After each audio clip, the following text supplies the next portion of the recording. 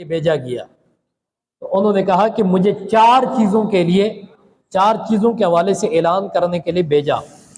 बैतुल्लाह का कोई शख्स जो है वो नंगे बदन से तवाफ नहीं करेगा, और जिसका रसूलुल्लाह सल्लल्लाहु अलैहि वसल्लम के साथ कोई मुआहिदा हुआ है उसकी आखिरी मुद्दत जो है वो 4 महीने है। 4 महीने के बाद मुसलमानों को ये हुक्म दिया कि वो अब काफरों को जो है उनके कुफर की वजह से और उनके अहद शिकनी की वजह से फ़क़्तुल मुशरिकीन हैसु वजदतुमूहुम, उनको कत्ल करो जहां तुम उन्हें पाओ। अब ये 4 महीने जो है इसके हवाले से इमाम अबू बकर अहमद बिन अली अर्राजी रहमतुल्लाहि ताला अलैह आप लिखते हैं कि 4 महीनों से मुराद यहाँ पे ज़िलक़ादा, ज़िलहज, मुहर्रम और सफ़र का महीना है। बाज़ ने लिखा कि यहाँ पर 4 महीनों से मुराद जो हुर्मत वाले महीने हैं, यानी साल के 12 महीनों में 4 महीने हुर्मत वाले हैं। और वो 4 महीने कौन से हैं? वो है ज़िलक़ादा, ज़िलहज, मुहर्रम, ये 3 तरतीब से आते हैं, और एक रजब का महीना। ये 4 महीने जो है इनको हुर्मत वाले महीने कहा गया। फरमाया कि नबी पाक सल्लल्लाहु अलैहि वसल्लम मैदान अरफात में खड़े होकर आपने फरमाया, सुनो, पर वो उस दिन था जब अल्लाह रब्बुल आलमीन ने आसमानों और ज़मीनों को पैदा फरमाया था। और फिर फरमाया, बस साबित हो गया कि हज 9 ज़िलहज्जा को होता है और वो योम अरफा है, और 10 ज़िलहज्जा योम नहर है।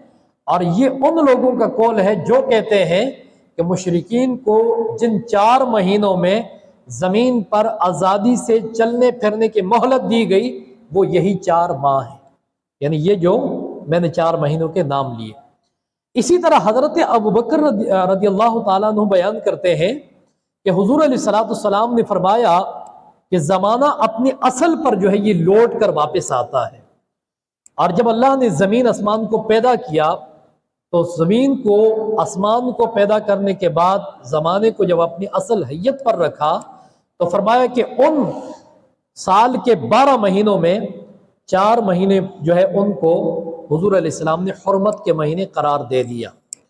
अब सहाबा इकराम का एक बहुत बड़ा मजमा है और बैतुल्लाह शरीफ का तवाफ़ हो रहा है, और फिर जो है तमाम हुज्जाज किराम ये अराफात के मैदान में जमा है।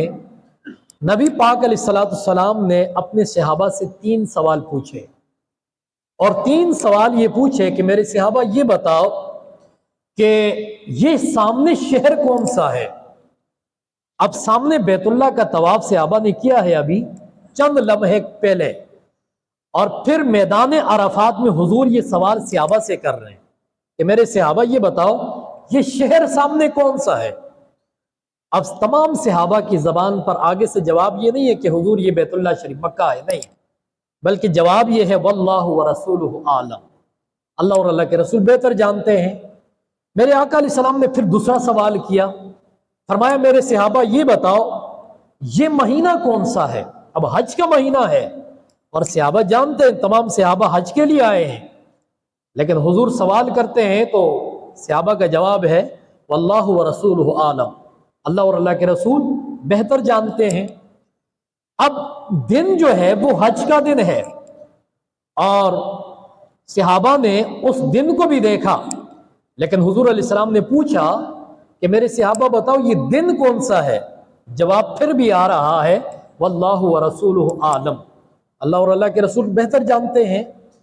एक हदीस दूसरी आती है, एक आराबी शख्स आया और सहाबा में से 1-2 सहाबा से पूछा जो जलीलुल क़द्र सहाबा थे, उनसे कहने लगा कि जब आपको मालूम था शहर मक्का है, ज़ुल्हज्जा का महीना है, कुर्बानी का दिन है, और हुजूर सवाल करते गए तो आपने आगे से जवाब नहीं दिया, इसकी वजह क्या है।